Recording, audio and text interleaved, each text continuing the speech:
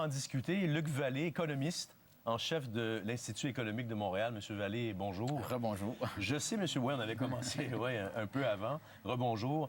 Je sais que vous n'êtes pas tout à fait en accord avec ce genre de discours. Vous dénoncez d'ailleurs parfois ce discours que vous qualifiez un discours de panique. Pourquoi qualifiez-vous ce discours de panique? Vous ne sentez pas l'urgence? On sent l'urgence, en fait. Nous, peut-être qu'on sent même plus l'urgence. On est d'accord avec cet exercice de conscientisation, mais on pense que les gens maintenant le savent. Hein? Ça fait 30 ans qu'on en parle. Le problème, c'est qu'il faut passer de la conscientisation à l'action. Et l'action, c'est là que le bas blesse. Les gens ont de la difficulté à se parler pour savoir quels sont les bons moyens. Et il existe, selon nous, des solutions qui peuvent être mises en place pour régler le problème du climat. C'est de ça qu'il faut parler sérieusement, plutôt que constamment accuser les gens d'être des climato-sceptiques. Le bateau a quitter le port. D'après nous, ce n'est plus le débat. On accepte que les changements climatiques existent. On accepte que c'est causé par les humains. Donc, que fait-on pour éviter cette crise? Alors, que fait-on? Qu'est-ce qu'on fait pour que les entreprises, pour que l'économie en général développe des technologies, des façons de faire, se mettre au service de l'environnement, finalement? Oui, tout à fait. Alors, je pense que la première chose à dire, c'est faut arrêter de voir le démon comme étant l'autre. Hein? L'entreprise ne fait que produire les biens que nous achetons, les consommateurs. Donc, il faut se regarder dans le miroir. Les gouvernements ne prennent pas les actions peut-être parce qu'on les élit. Ce sont nous, ceux qui votent pour eux, qui sont... Mais c'est pas aux entreprises de proposer d'autres produits aussi. Vous avez une responsabilité des entreprises également. Oui, bien, alors, on va déployer des énergies alternatives. On vous propose, par exemple, l'énergie nucléaire. Non, mais c'est parce que vous nous séparez. Oui. Vous voyez les entreprises, vous voyez les consommateurs. On est tous dans le même bateau. Non, mais je ne les sépare pas. Mais je me dis, si les gens veulent ne pas consommer des produits qui polluent... Mais arrêtez d'en produire.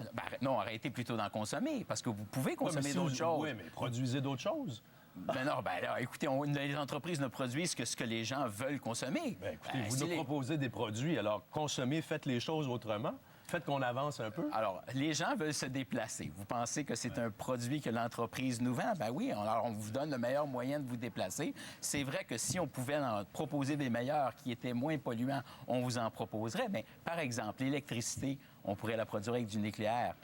Le nucléaire est maintenant très, très sécuritaire. On refuse beaucoup cette solution-là. Pourtant, ça pourrait faire un grand pas pour réduire les gaz à effet de serre, capturer le carbone. Pourquoi on n'investit pas davantage là-dedans? Pourquoi on n'y croit pas? Pourquoi on n'augmente pas le prix de l'électricité au Québec pour qu'on en économise?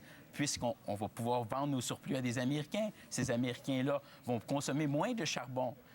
On va donc contribuer à diminuer les gaz à effet de serre sur l'ensemble de la planète. Vous voyez, il y a des solutions qui existent, mais les gens ne veulent pas les accepter. Alors, si, par exemple, Hydro-Québec ne veut pas augmenter ses tarifs, c'est pas parce que M. Legault, personnellement, pense que c'est pas une bonne idée.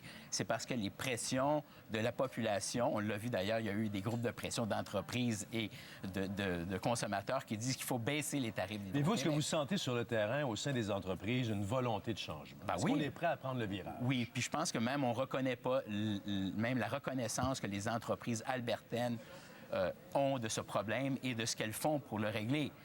On pourrait, par exemple, penser, on pourrait exporter du gaz naturel en Chine pour pouvoir réduire la consommation de charbon de façon importante là-bas, extrêmement importante, donc contribuer à diminuer les gaz à effet de serre. Mais non, on ne veut pas que l'entreprise ou les entreprises albertaines construisent des pipelines vers l'ouest pour que leur gaz naturel puisse être vendu. C'est un peu un paradoxe. Hein? Donc, on trouve des solutions faciles, on se rassemble autour d'un projet, on ne veut pas de pipeline, alors que si on y pense de façon concrète, le pipeline peut apporter beaucoup à l'économie canadienne et à l'économie chinoise. Mais vous ne trouvez pas que des mobilisations comme aujourd'hui, même si vous n'aimez pas le ton, ça sert quand même à unir les gens? Oui, je suis d'accord avec l'exercice de conscientisation. C'est important de le faire. Puis on n'est pas contre ce que Mme Greta Thunberg dit. En fait, ce qu'on dit, c'est qu'il faut passer à l'autre étape. On est tous dans le même bateau. On va finir par s'entendre. Exactement. On n'aura pas le choix. Monsieur Vallée, merci beaucoup. Je pense que Pascal Robida est sur le terrain.